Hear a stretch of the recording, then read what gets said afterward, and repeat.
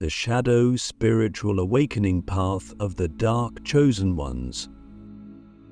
There's a path most people never talk about, not because it's hidden, but because it's terrifying. It doesn't look like blissful meditation or glowing chakras or white robes in the Himalayas. It looks like breakdowns. It looks like isolation. It looks like staring at your own reflection and not recognizing who you are anymore. This is the shadow path, the path of the dark chosen ones. And if you're watching this right now, I'm willing to bet you're not on the mainstream spiritual journey. You're being called into something deeper, something ancient, something dangerous.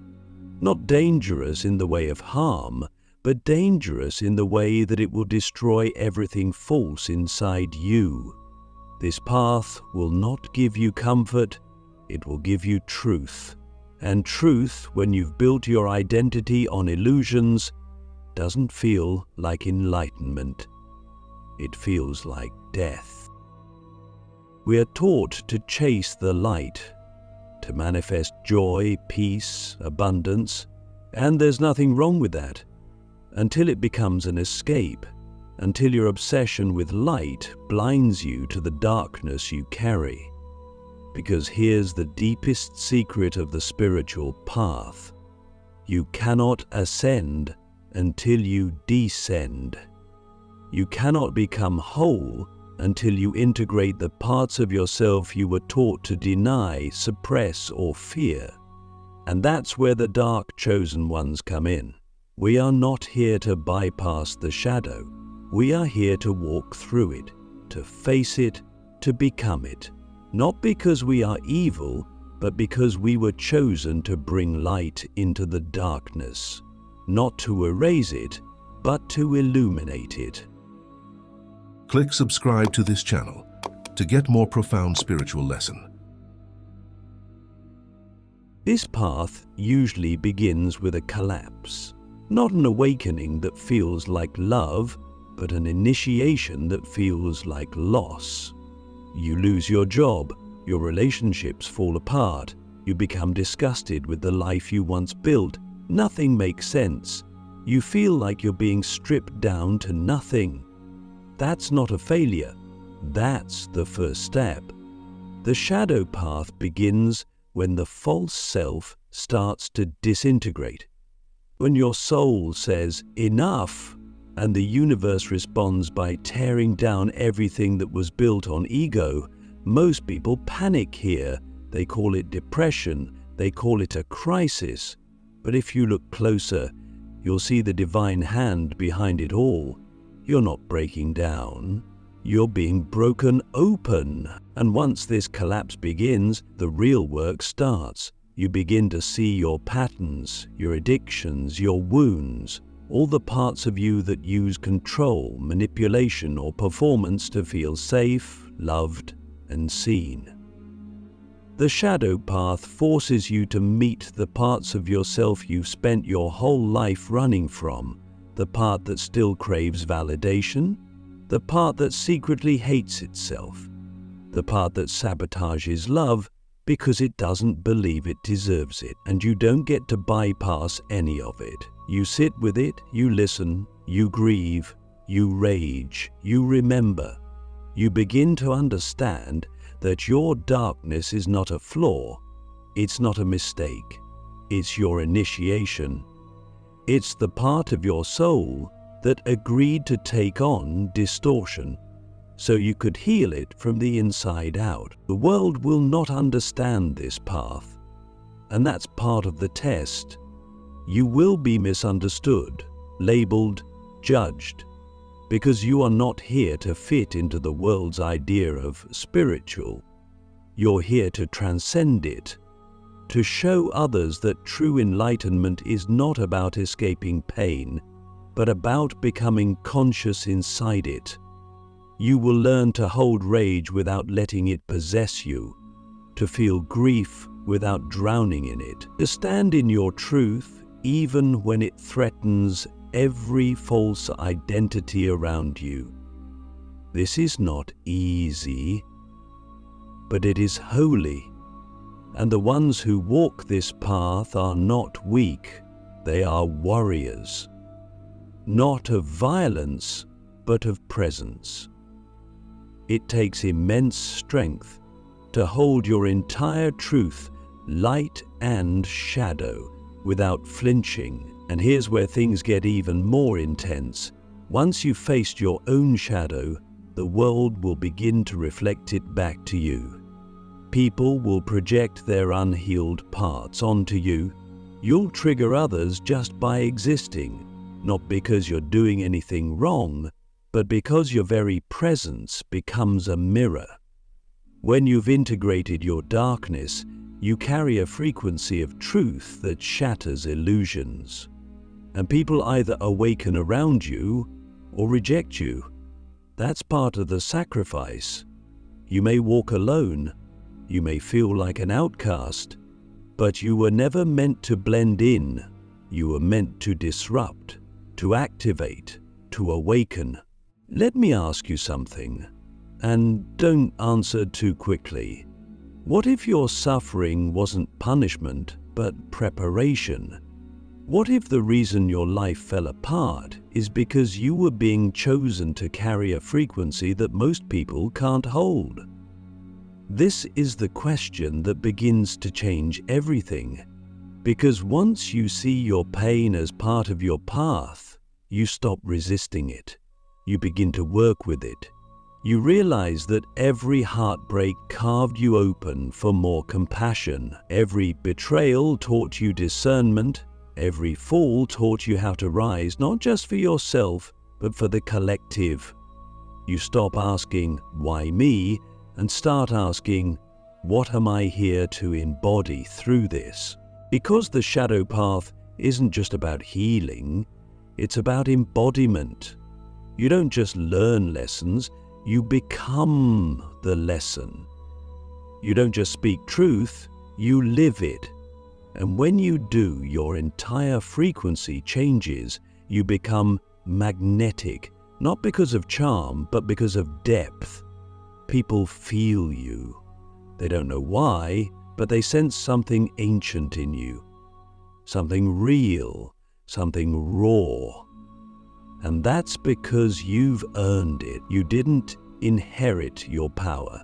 You forged it through fire, through loss, through facing parts of yourself that most people never will. This is the path of the dark chosen one, not because we are evil or corrupted, but because we are willing to go where others won't. We are the bridge between shadow and light. We are the ones who didn't run from the darkness, but became conscious within it. In the next part, we go deeper into the layers of shadow most people never uncover.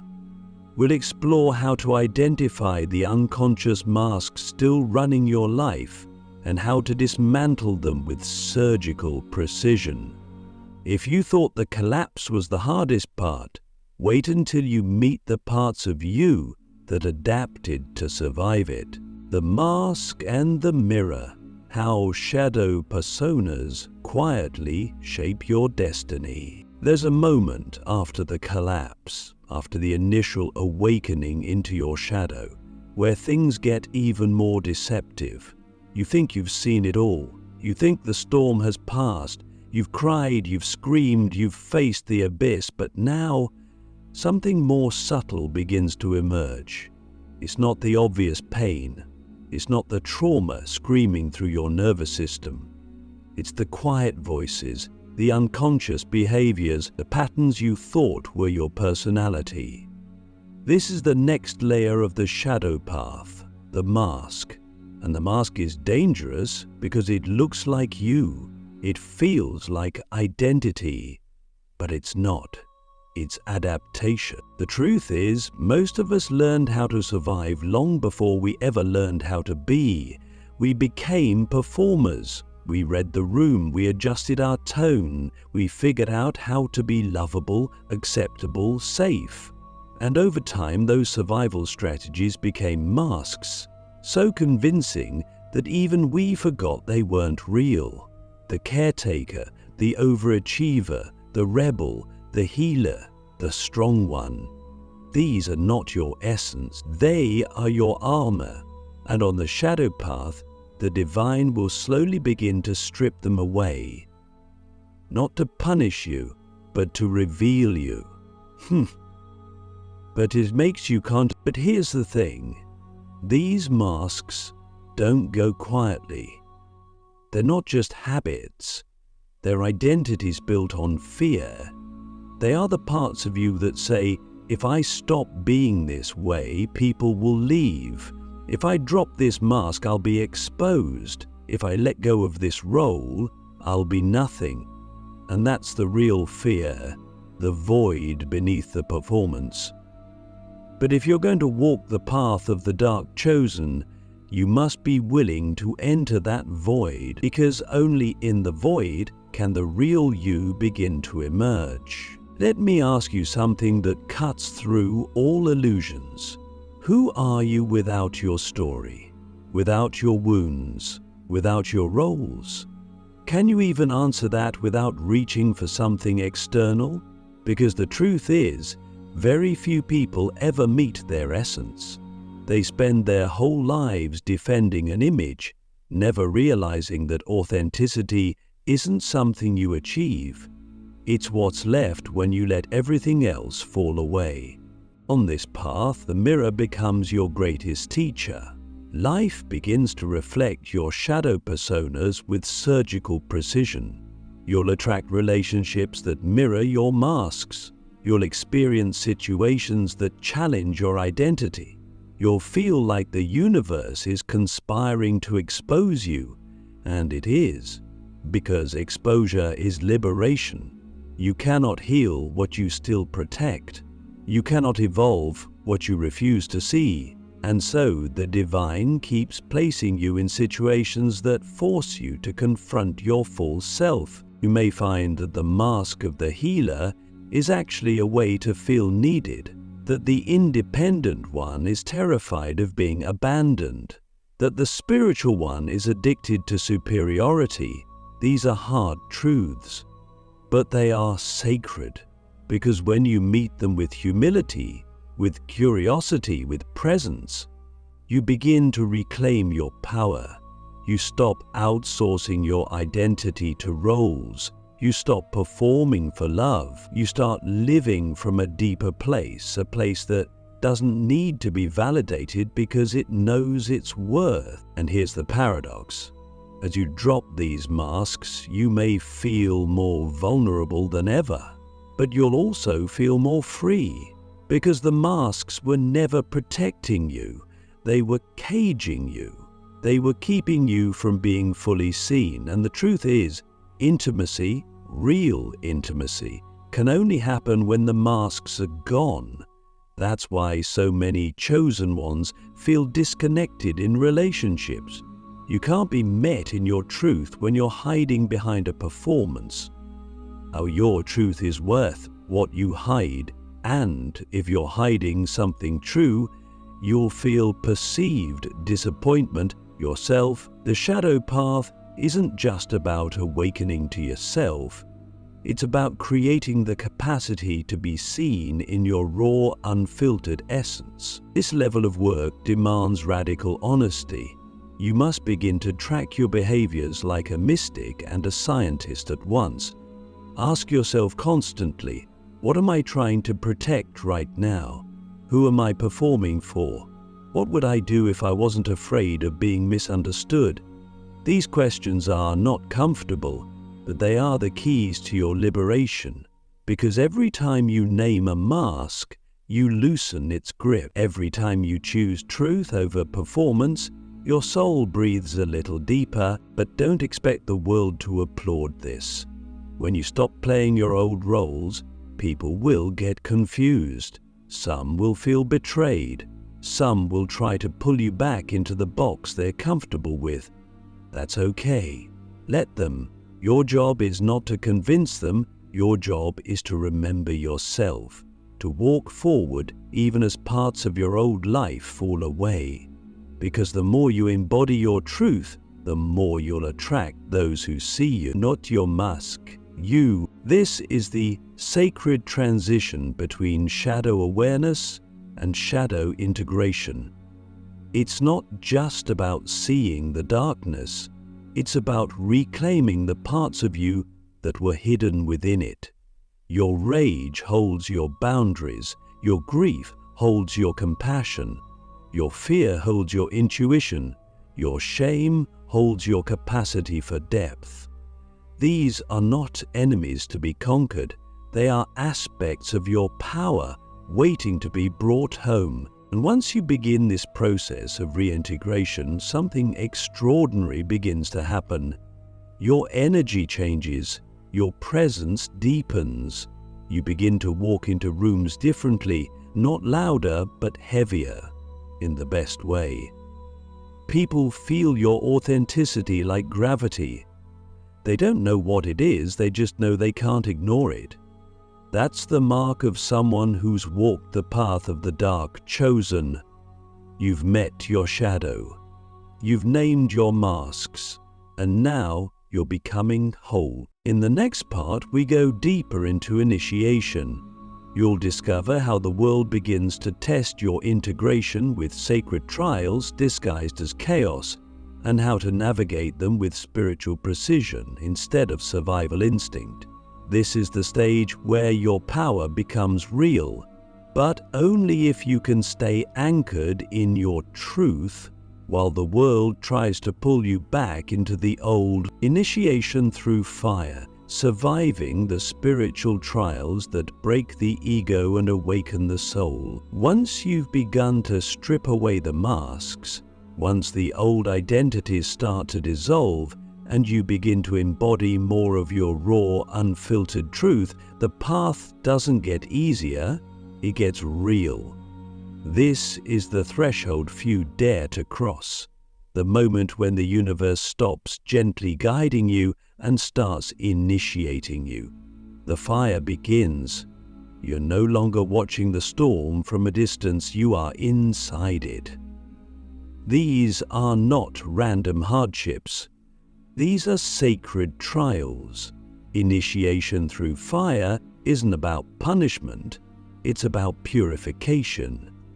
It's the divine's way of asking, how deep is your devotion to your truth? Will you hold it when it costs you your comfort, your reputation, your relationships, even your sense of who you thought you were? This is where the ego fights its last battles. You may think you've already faced the ego, but what you've seen so far were just its surface expressions. The deeper you go, the more cunning it becomes. It will whisper temptations in the voice of logic. It will tell you to go back to what's safe, what's familiar. It will offer you comfort in exchange for your authenticity. And the world will echo this voice. People will question your choices. Opportunities will arise that seem too good to be true, and they will be because they're tests. The universe isn't trying to trick you. It's trying to anchor you. It wants to know, will you betray yourself when no one is watching?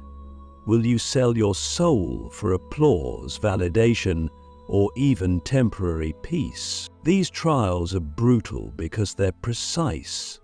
You won't be tested where you're strong, you'll be tested where you're still fractured. If you've always sought love through approval, you'll be faced with rejection that strips your ego bare. If you've clung to control to feel safe, you'll face chaos that no system or strategy can fix. If your shadow still hides in the desire to be seen, you'll face invisibility until you no longer need to be witnessed to feel real. Every fire is tailor-made, every trial is sacred, and yet they will feel like everything is falling apart. But here's the paradox. What's falling apart isn't your life, it's the illusion of control. It's the false architecture built by your ego to keep you safe.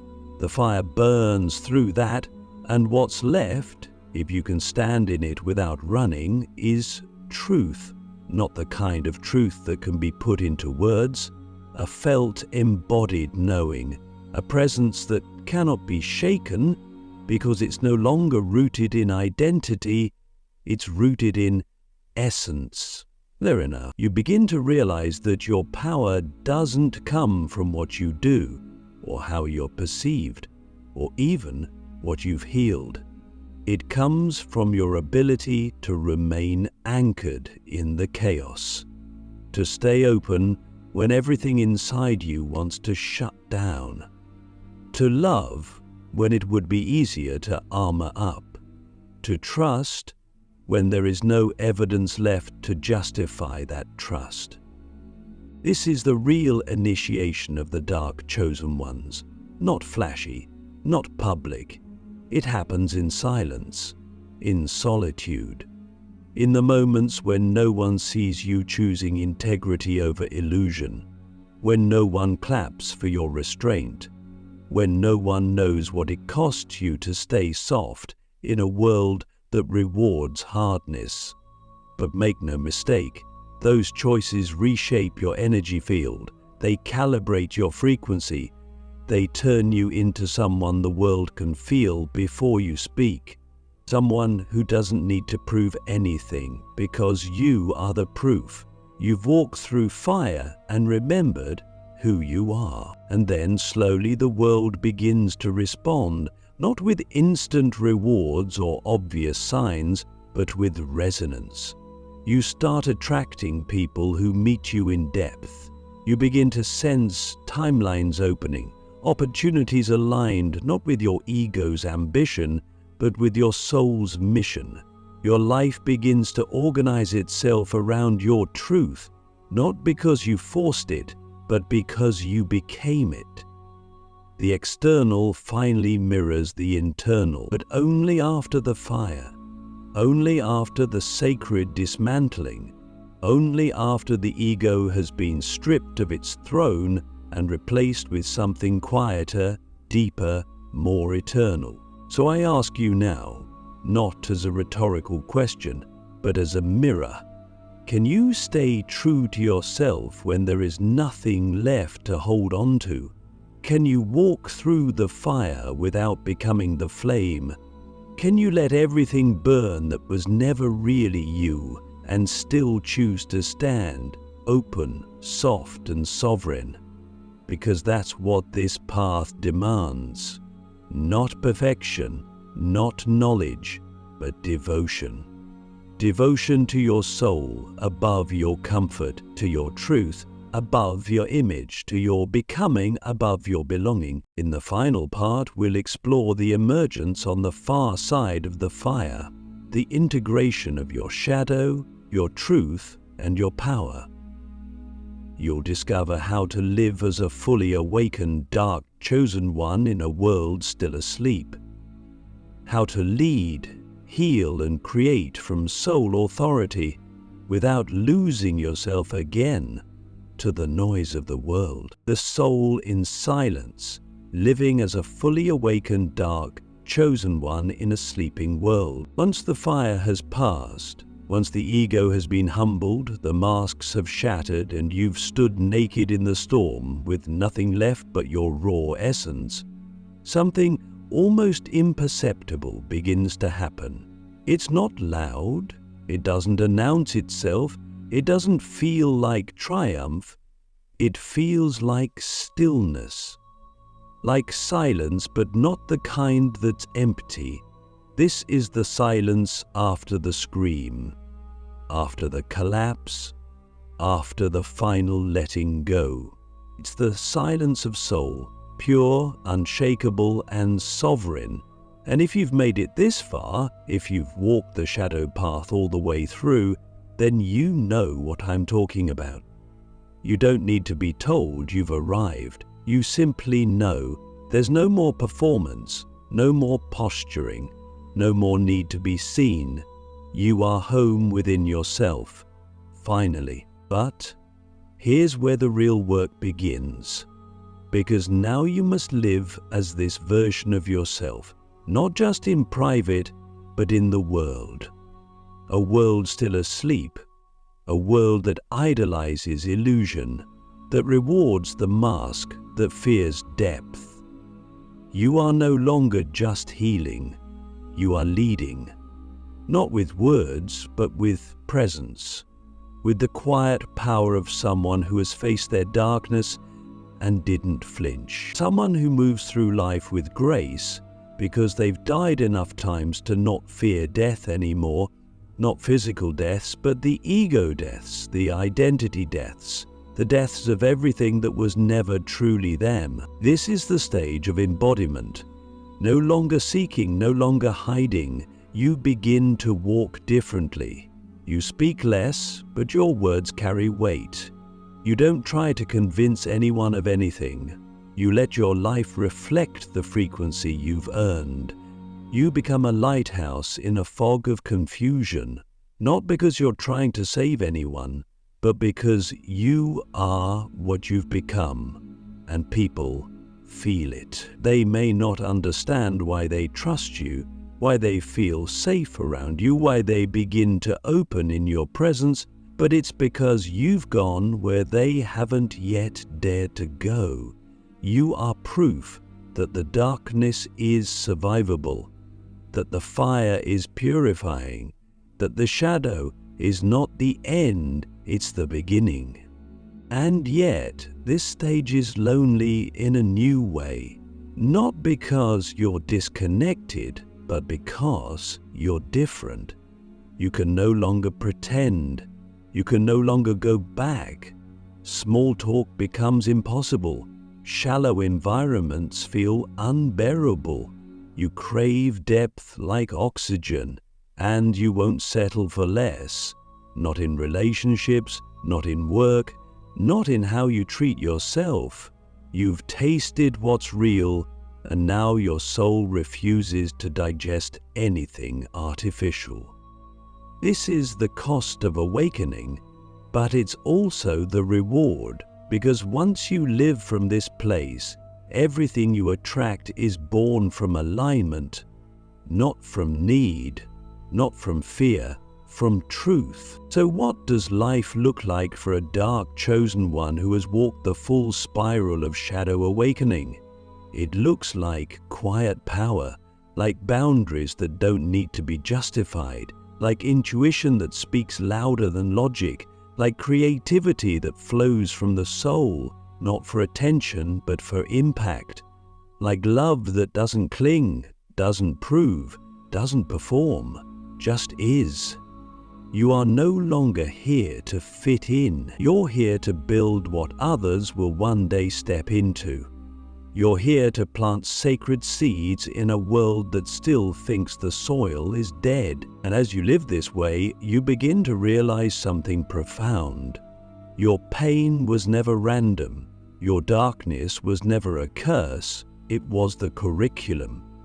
You were never broken. You were being broken open. And now you carry something the world desperately needs. Not advice, not teachings, not even healing in the conventional sense. You carry presence, realness, a frequency that reminds others of what they forgot. And in doing so, you don't just awaken others, you awaken the world. So I leave you with one final question, and let it echo in your soul. What will you build now that you've remembered who you are? What will you create? Not from ego, not from fear, but from the silence of your soul. Because now the world needs your voice, not the voice that pleases, not the voice that performs, but the voice that was born in the dark, refined in the fire, and returned in truth. You are not here to be understood. You are here to be felt, to be remembered, to be real. That is the path of the dark chosen one. And now your journey truly begins.